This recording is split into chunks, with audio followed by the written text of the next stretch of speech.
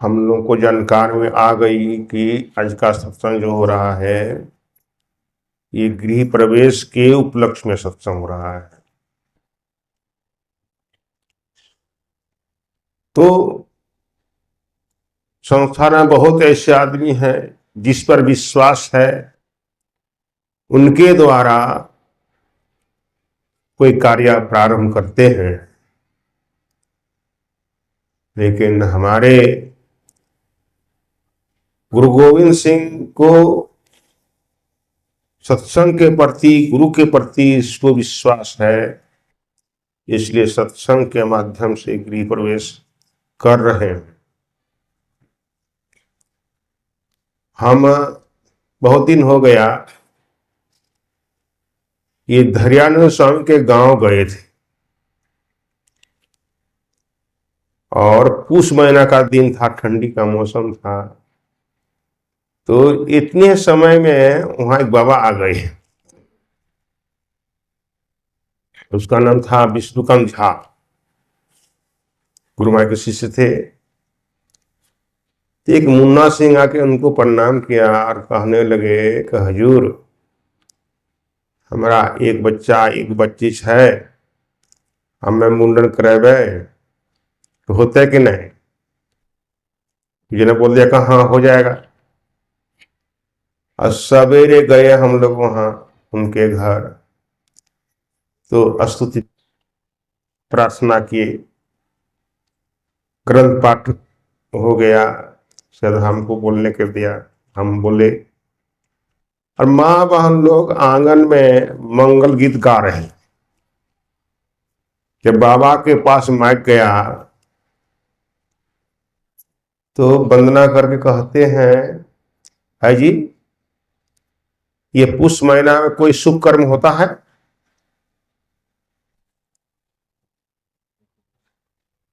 कहा नहीं होता है। तो आज हम लोग कैसे मुंडन करा रहे हैं? सब काम बड़ा बड़ा हो गया, क्या होगा नहीं होगा। पुष महीना का दिन। पूज्य बाबा बोले, इसलिए हम लोग करा रहे हैं कि सत्संग के माध्यम से कर रहे हैं, और जो भी कार्य सत्संग के माध्यम से होगा वो शुभ ही होगा। अब मुंडन हो गया है ना। हम लोग सत्संग प्रारंभ किए, कहां से प्रारंभ किए? हम लोगों ने संत सिद्ध किए, सब संतन की बड़ी बलिहारी, सभी संतों की बहुत बहुत महिमा है। संतों का जो आवाहन किए हम लोग, ये बहुत बड़ी बात है। संत किसको कहते हैं इसके बारे में जानना चाहिए। हम लोग रोज पाठ करते हैं, शांति, स्थिरता व निश्चलता को कहते हैं, और शांति को जो प्राप्त कर लेते हैं वे संत कहलाते हैं। शांति क्या चीज है इसके बारे में जानिए। शांति एक परमात्मा शांति है, अस्थिर है, और इसके अलावा जितने हैं सब में हलचल है। तो जो उस परमात्मा को प्राप्त कर लेते हैं वे संत कहलाते हैं, और वो भी अस्थिर हो जाते हैं। संत वाणी में आया है, संत भगवंत अंतर निरंतर नाही। संत और भगवान में कोई अंतर नहीं, कोई भेद नहीं है। तो ऐसे संतों का हम लोगों ने आवाहन किया, और ऐसे महापुरुष जहां रहते हैं वहां विघ्न बाधा नहीं होगा। बोले प्रेम से श्री सद्गुरु महाराज की जय। यह सत्संग किसने रखा? का नाम क्या है? श्री गुरु गोविंद सिंह। बहुत बढ़िया नाम है ना। इसमें दो शक्ति है, दो शक्ति मिली हुई है, गुरु और भगवान की शक्ति है ना। तो गुरु गोविंद में बड़ा कौन है? जैसे कबीर साहब के पास गुरु भी गए हैं, गोविंद भी गए हैं, अर्थात भगवान भी गए। गोविंद मतलब भगवान। आप विशेष करके बंगाल में भगवान कृष्ण को गोविंद कहते हैं। तो दोनों खड़े हैं, तो कबीर साहब सोचते हैं आप किसको पहले हम प्रणाम करें। सोच विचार के बोला, पद बनाया, गुरु गोविंद दो खड़े और काके लागो पांव, किसको हम प्रणाम करें। तो सोच विचार कहते हैं बलिहारी गुरु आपकी, जिन गोविंद को दियो लखाए। कि गुरुदेव ये आपकी महिमा है कि भगवान से हमको दर्शन करा दिए। तो इसमें गुरु की महिमा अधिक है। कबीर साहब ने कहा है 3 लोक 9 खंड में गुरु ते बड़ा न कोई, करता करे न कर सके, गुरु करे सो होए। है ना, विश्वास कीजिए गुरु के प्रति। कबीर साहब ने कहा गुरु नाम है ज्ञान का, शिष्य सीख ले सोए, ज्ञान मता जाने बिना गुरु और शिष्य न कोई। ज्ञान को गुरु कहते हैं। हम सभी के अंदर में ज्ञान है। ये ज्ञान कहां से आया है? शरीर में ज्ञान है, ज्ञान कहां से आया है? रामायण को पढ़िए, उसमें बतलाता है ईश्वर अंश विनाशी, चेतन अमल ससुर राशि। ईश्वर का अंश है शरीर में, तब ज्ञान होता है। तो ज्ञान ये बहुत बड़ा ज्ञान है और उसी ज्ञान को गुरु कहते हैं। उसी को कोई परमात्मा कहते हैं, कोई अल्लाह कहते हैं, कोई गॉड कहते हैं। लेकिन संत मत में विशेष करके उसको गुरु कहते हैं। सिर्फ गुरु नहीं, सतगुरु, उनका नाम सतगुरु है। और जो वही गुरु सगुण रूप में आते हैं, शरीर धारण करते हैं, तो वे होते हैं सदगुरु। वह जिसको आप परमात्मा कहते हैं, उसको सतगुरु, शरीर रूप में आ गया तो सदगुरु ये है। लेकिन ये अंतर नहीं है। तो उसी को कोई गुरु कहते हैं, कोई भगवान कहते हैं, कोई परमात्मा कहते हैं, अनेकों का नाम है। तो ऋषियों ने विचारा कि लोग 33 कोटि देवी देव का पूजा करते हैं, तो सभी देवी देव का नाम कोई ले पाता है? ले नहीं पाता है। खूब हम कहते हैं 100-200 का नाम जानता हो, इससे विशेष कोई नहीं जानता हो। तो ऋषियों ने सोचा जितना का नाम लेता है उतना तो लोग खुश होते होंगे, और जितने छूट जाते हैं वो लोग तो नाराज होते होंगे। इसीलिए ऋषियों ने कहा कि एक ही नाम से सबका पुकार हो जाए। तो कौन नाम से पुकारे जाएंगे कि सब सुन लेंगे, सब खुश हो जाएंगे? तो गुरु नाम खोज के निकाला। जो कबीर साहब ने कहा गुरु नाम है ज्ञान का, वो ईश्वर है, वो ज्ञान ईश्वर है। और सभी ने, ईश्वर का बहुत नाम है, और बहुत नामों में से एक नाम गुरु भी है। और गुरु नाम से पुकारेंगे तो सब सुन लेंगे, सब खुश हो जाएंगे। ऐसा क्यों? जितने देवी देव हुए अपने अपने समय में सभी गुरु बने हैं। इसलिए गुरु नाम से पुकारेंगे, सब सुन लेंगे और सब खुश हो जाएंगे। अब अलग अलग नाम से पुकारेंगे, जिसको आप पुकारते हैं वे खुश होंगे, और जिसको नहीं पुकारे वे दुख हो जाएंगे। लेकिन गुरु नाम से कोई नहीं छूटेंगे। यहां तक कि अपने माता पिता आपका पूर्वज जितना मर के चले गए हैं वो लोग खुश हो जाएंगे, वो लोग भी गुरु हैं आपके लिए, है ना। इसलिए सबश्रेष्ठ नाम है गुरु नाम। तो एक लफाक शूटिंग कहानी हम सुनाएंगे आप लोगों को। जनकपुर की एक कहानी है। एक राजा ससुराल जा रहा था और जूता मोजा पहना हुआ था। तो रास्ता में एक नली मिल गई। उस नली में दलदल था, उसे दलदल में गाय फंसी हुई थी। गाय बोली लड़का से, हम फंस गए हैं दलदल में, हमको निकाल दीजिए। लड़का ने उस गाय को नहीं निकाला, गाय के पीठ पर पैर दे करके वो पार हो गया।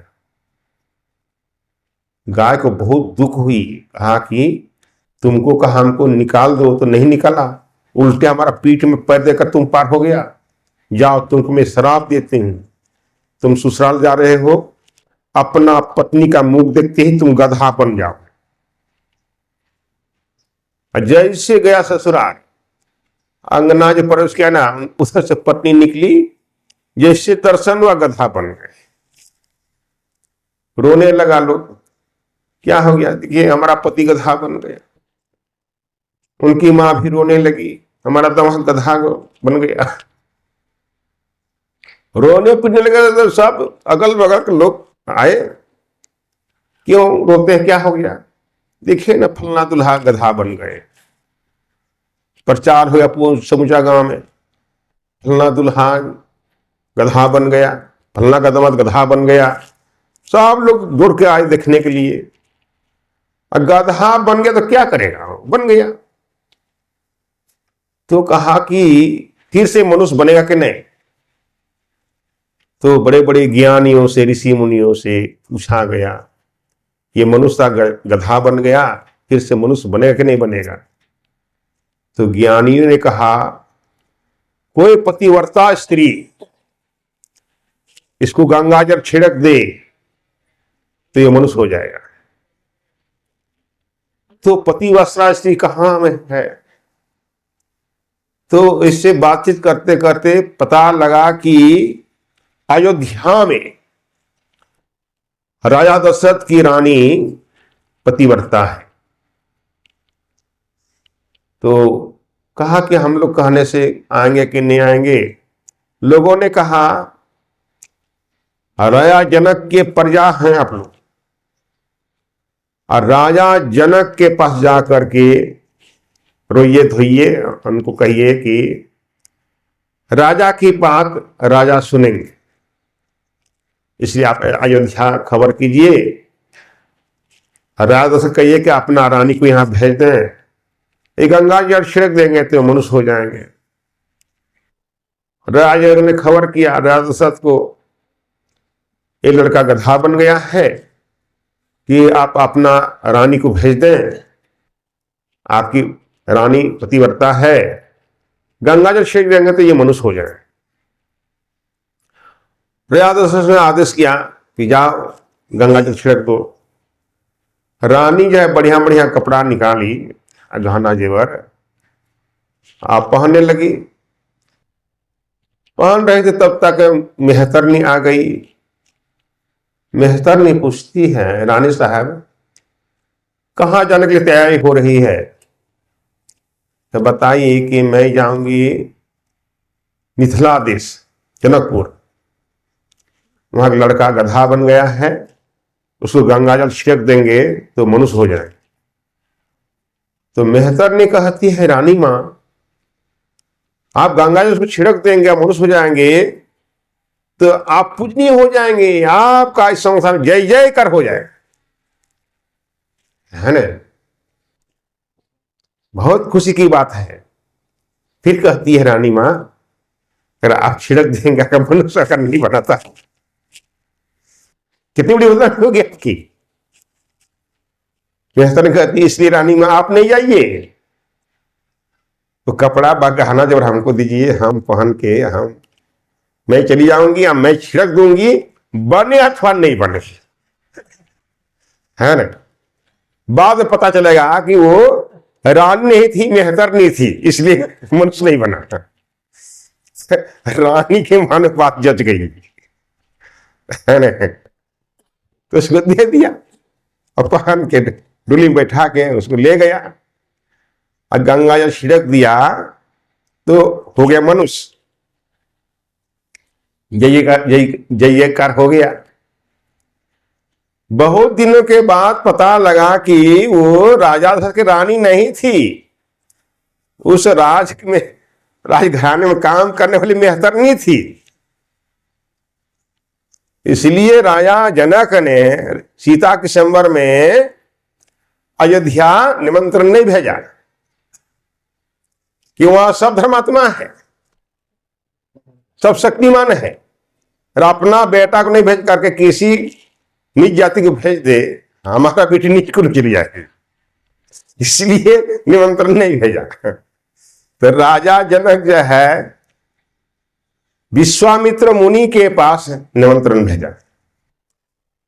आप पहले ही विश्वामित्र मुनि राम लक्ष्मण को ले गए थे।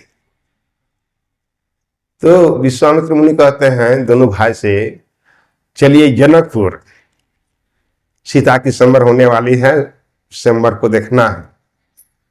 राम कहते हैं अयोध्या में तो निमंत्रण नहीं पड़ा है, हम लोग कैसे जाएंगे। तो विश्वामित्र मुनि कहते हैं निमंत्रण हमको मिला है और तुम दोनों हमारा शिष्य हो, हमारे साथ चलिए, शिष्य बन करके चलिए। तब दोनों गया था, है ना। तो ये गुरु गोविंद सिंह जो सत्संग रखा है, ये भक्त बना है, ये भी मामूली बात नहीं है। गोस्वामी शास्त्री लिखते हैं, सो कुल धन्य उमा सुनो, जगत पूज्य सो पुनीत, श्री रघुवीर परायण जिनर उपज विनीत। कहते हैं शंकर भगवान कि उमा सुनिए, वह कुल धन्य है जिस कुल में पवित्र नम्रता राम भक्त उत्पन्न होते हैं। इस पद से पता लगता है गुरु गोविंद सिंह की भी माताजी पतिव्रता होगी, उनके माता पिता, तब ये भक्त बने हैं, है ना। इसलिए मैं कहता हूं, जितने आदमी सुन रहे हैं लड़का लड़की सब, इस शब्दों को सुनकर के प्रतिज्ञा कीजिए। क्या प्रतिज्ञा करना है, पहले सुन लीजिए आप लोग। पवित्र घर में भक्त भगवान का उत्पन्न होता है, अर्थात जन्म लेते हैं। इसलिए प्रतिज्ञा कीजिए कि मैं भी, लड़कियों को प्रतिज्ञा करना है कि मैं भी आज से एक पति धर्म का पालन करूंगी। लड़का लोग भी प्रतिज्ञा कीजिए कि मैं भी एक पति व्रत धर्म का मैं पालन करूंगा। इस तरह के धर्म का पालन करेंगे तो उसके द्वारा भक्त का उत्पन्न होगा, भगवान का उत्पन्न होगा, और इस तरह धर्म का प्रचार होगा तो देश का उद्धार होगा, देश में सुख बरसेगा, बहुत कल्याण होगा हम लोगों का। ये देश को जरूरी है ना। तो अभी हम लोग कर्म के बारे में सुन रहे थे, इसलिए कहा कर प्रधान विश्व करे रखा, जो छस करे सो तस फल चाखा। ये रामायण से सुना हम लोगों ने। संसार में सुख दुख देने वाले कोई नहीं है, अपने कर्म का फल मनुष्य भोग रहे हैं। सुख या दुख उनके कर्मों का फल है ना। संसार में लोग देख रहे हैं, ये महाभारत में देखिए, कौरव सब भाई थे, महाभारत युद्ध में सब मारा गया। धृतराष्ट्र और गांधारी बहुत रोने लगे, है ना। जब युद्ध समाप्त हुई तो कहा कि चलो,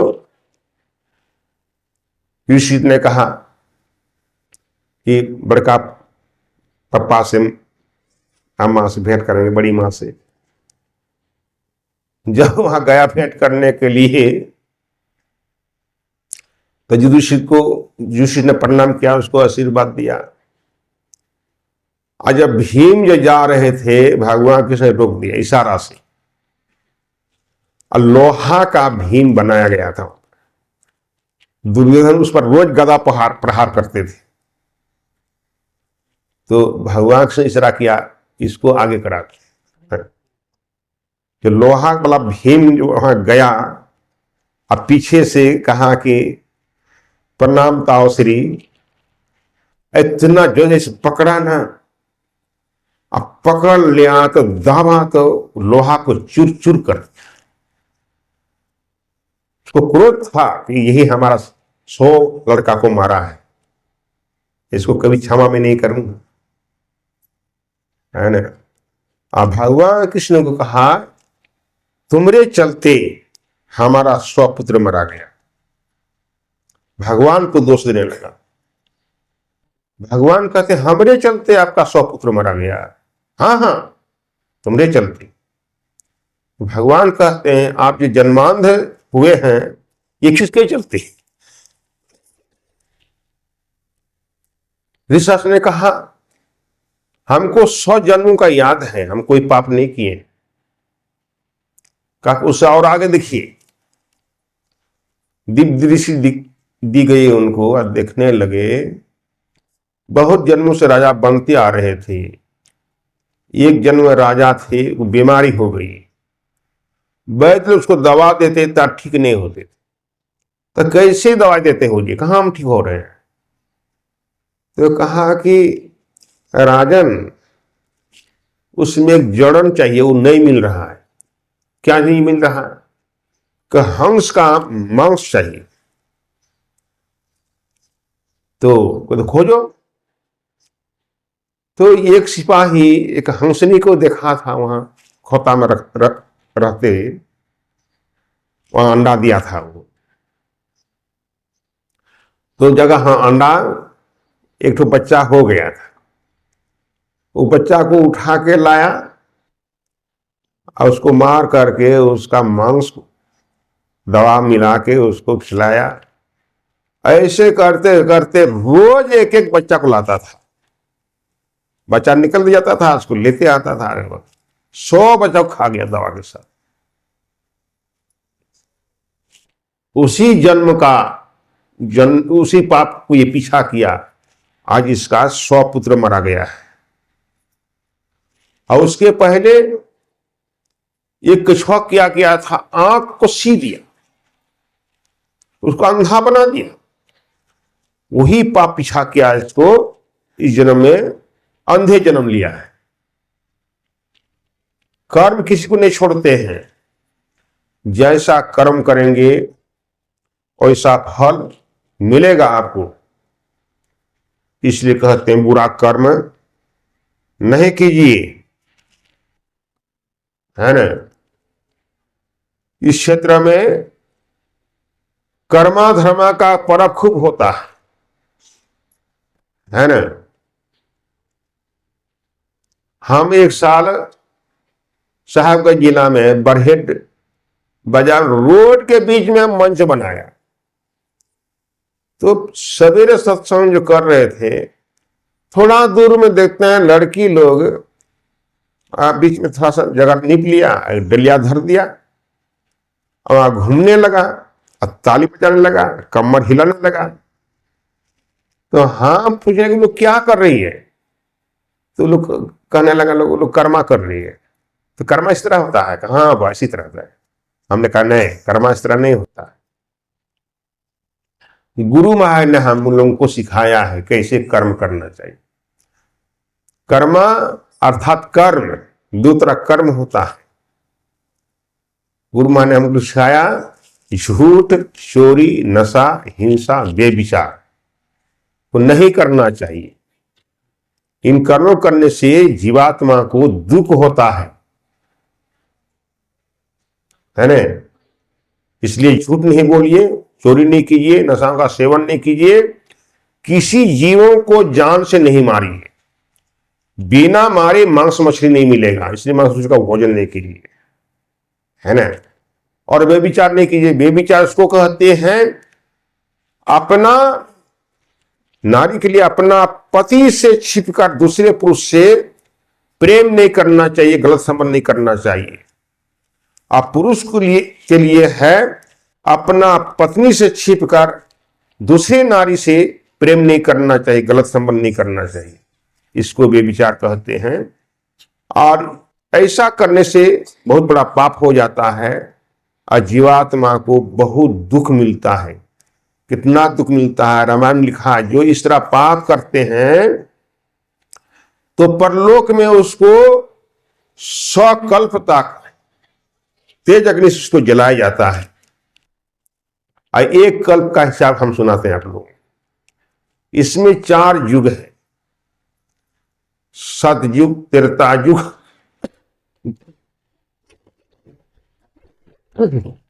द्वापर युग और कली युग। और चारों युगों की आयु है। सतयुग की आयु है 17,28,000 वर्ष और त्रेतायुग की आयु है 12,96,000 वर्ष और द्वापर युग की आयु है 8,64,000 वर्ष और कलयुग की आयु है 4,32,000 वर्ष। जब चारों युग बीत जाती है, पार हो जाता है, तब लोग कहते हैं एक चुकड़ी युग हुआ। और 1000 चुकड़ी में एक कल्प होता है।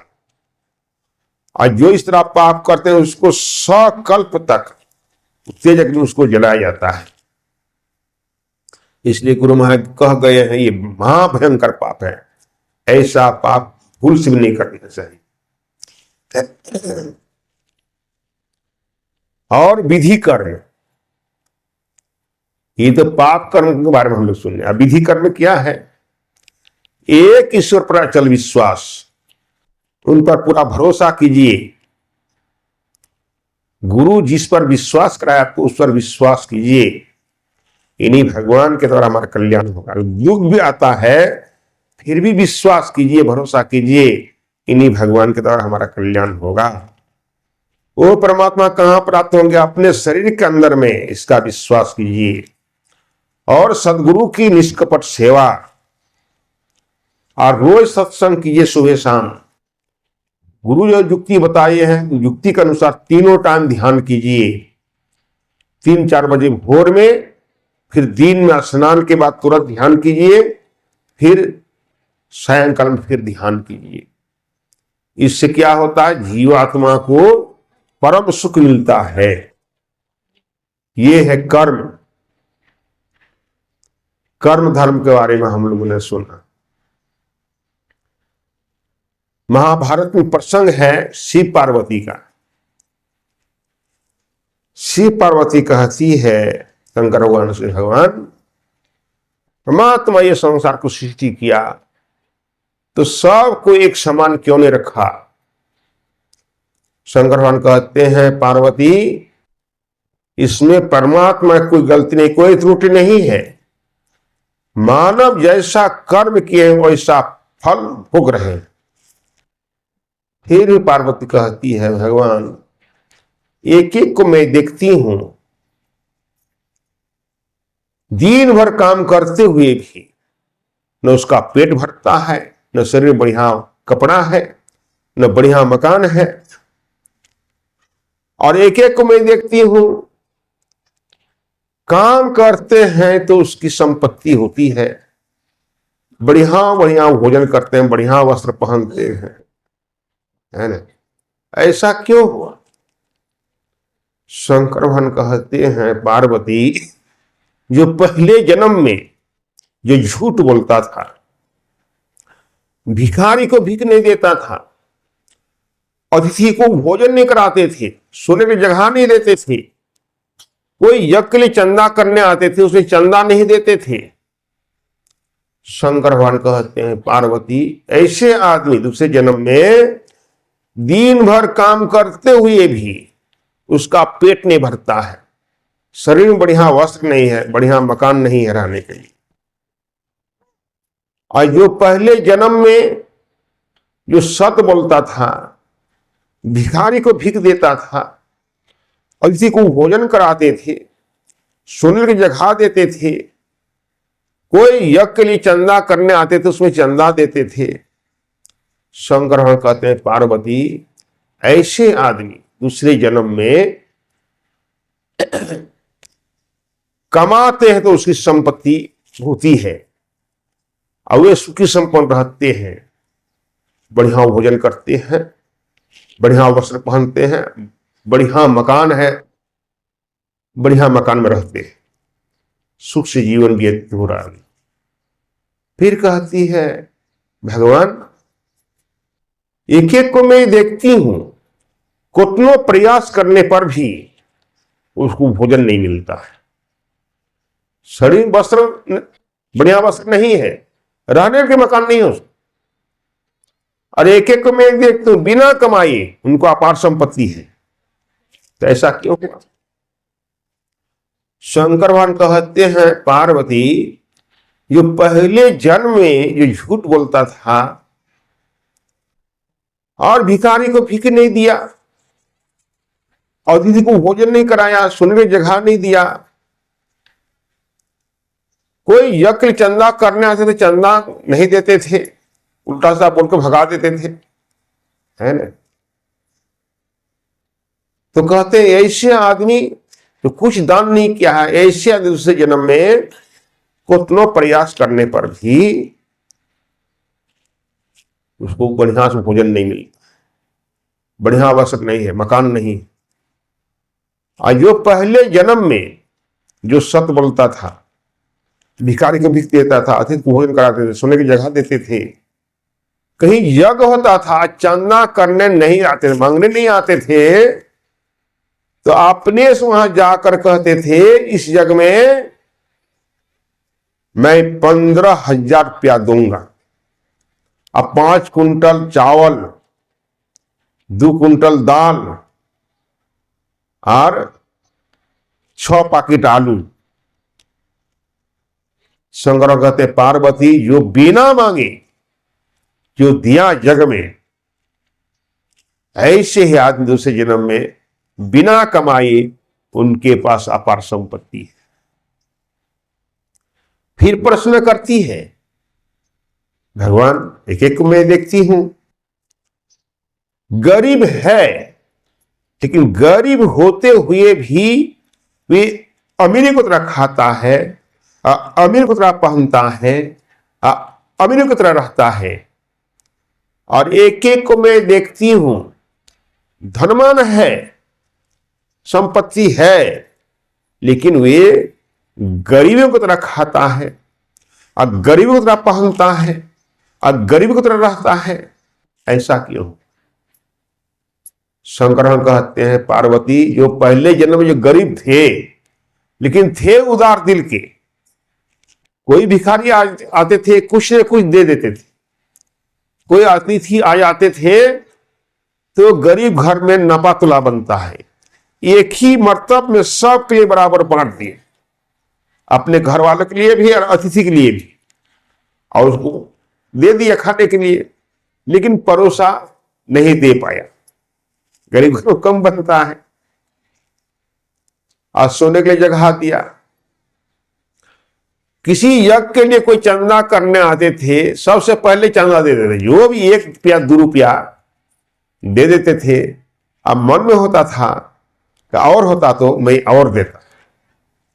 शंकर भगवान कहते हैं पार्वती, ऐसे आदमी दूसरे जन्म में गरीब होते हुए भी वे अमीर की तरह खाता है, अमीर की तरह पहनता है, अमीर की तरह रहता है। आज जो पहले जन्म में था करोड़पति, लेकिन उतना ही कंजूस था, मक्खी चुस्त था। उसी गांव वाले लोगों ने क्या किया, चलो हम लोग यज्ञ करेंगे, सबका विचार हो गया ठीक है यज्ञ करेंगे। यज्ञ के लिए मीटिंग बैठा, उसमें समिति चुनी गई, है ना।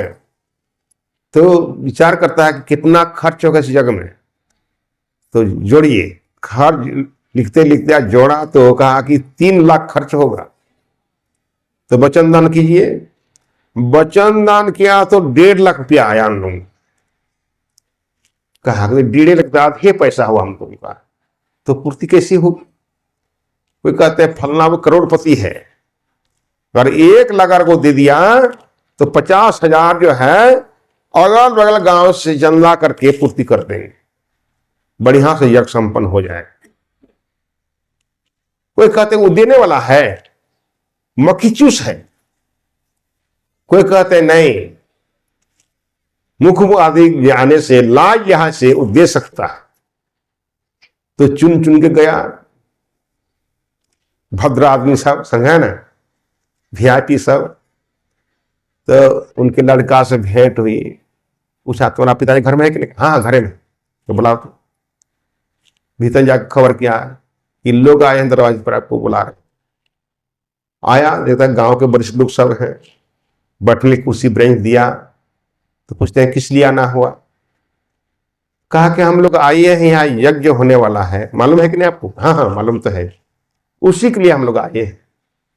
कहा कि हम लोग तो अपना जानते बहुत करके वचन दान दिए हैं, तो आप तो करोड़पति हैं, तो घट रहा है।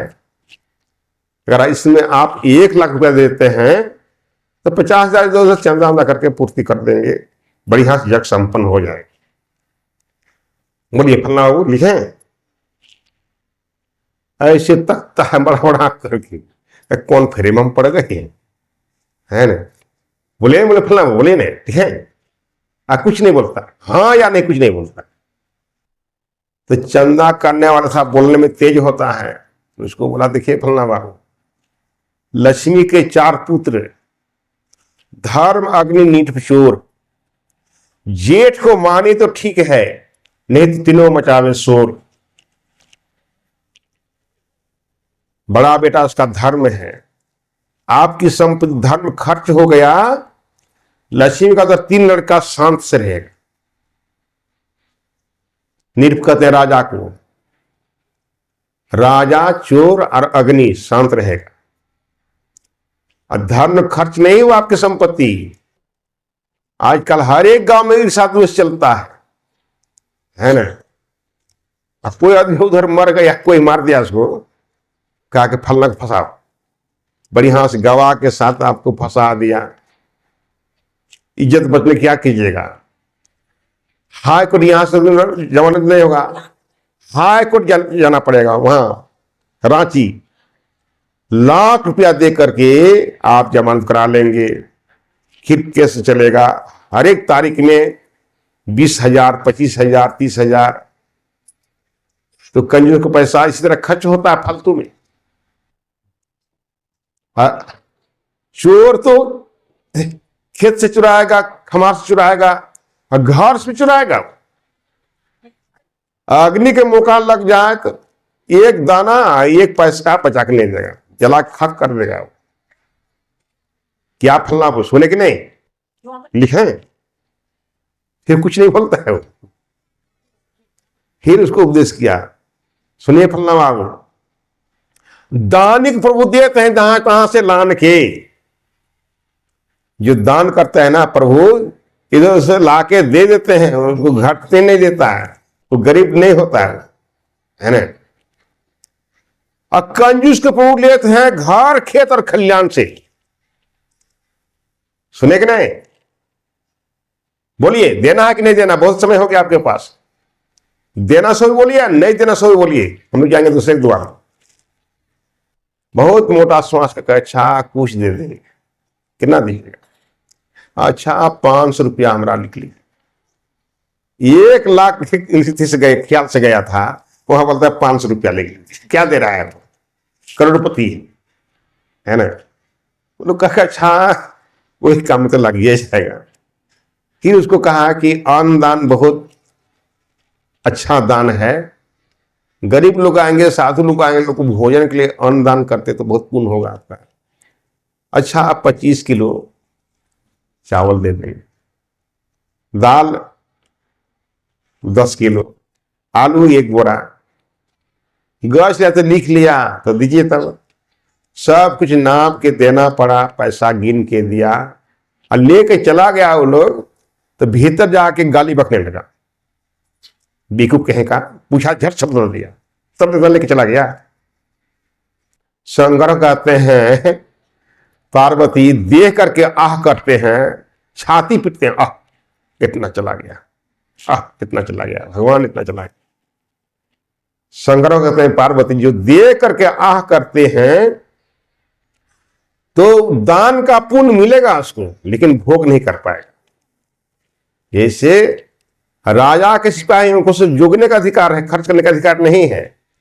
उधर सिपाहियों की तरह जोगेगा, वो संपत्ति रहती है जोगेगा, और गरीब की तरह खाएगा, है ना, खुदी का मार भात खाएगा वो, और खिसारे का सत्तू खाएगा, है ना, और गरीब की तरह कपड़ा पहनेगा और गरीब की तरह रहेगा। यह है कर्म का फल। पार्वती फिर प्रश्न किया, भगवान एक एक को मैं देखती हूं, जब से जन्म लिया है तब से रोगग्रस्त है, अपार दुख है, दिन रात कोहर्त दिन बीत रहा है। और एक एक को मैं देखती हूं, जब से जन्म लिया तब से निरोग है, कंचन जैसा शरीर है, आनंद से जीवन व्यतीत हो रही है। ऐसा क्यों हुआ भगवान?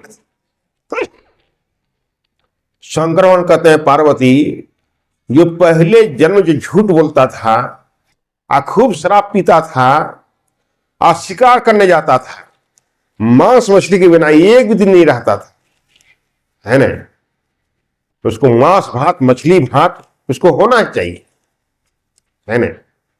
शंकर भगवान कहते हैं पार्वती ऐसे आदमी दूसरे जन्म में जब से जन्म लिया तब से रोगग्रस्त है, अपार दुख है, दिन रात कोहर्त दिन बीत रहा है। इसलिए मानवो सुनिए इस बात को, शंकर कहते हैं इसलिए मनुष्य को ऐसा नहीं करना चाहिए। इसलिए मांस मछली जो खाते हैं सुरापान से हेत, सो नर जड़ से जाएंगे असमूल की खेत, है ना। शंकर ने कहा जो पहले जन्म में जो सत्य बोलता था, शराब नहीं पीता था, किसी जीवों को जान से नहीं मरता था, मछली को भोजन नहीं करता था, शंकर भगवान कहते हैं पार्वती ऐसे आदि दूसरे जन्म में निरोग है, स्वस्थ है, कंचन जैसा शरीर है, सुख से जीवन व्यतीत कर रहे हैं। इसलिए सदाचार का पालन करें और सदगुरु से युक्ति लेकर के भक्ति करें, इसी मानव जीवन का कल्याण है, सुख है, शांति है। और इतना कहकर मैं अपना वाणी का विराम लेता हूं। बोले प्रेम से श्री सदगुरु महाराज की जय।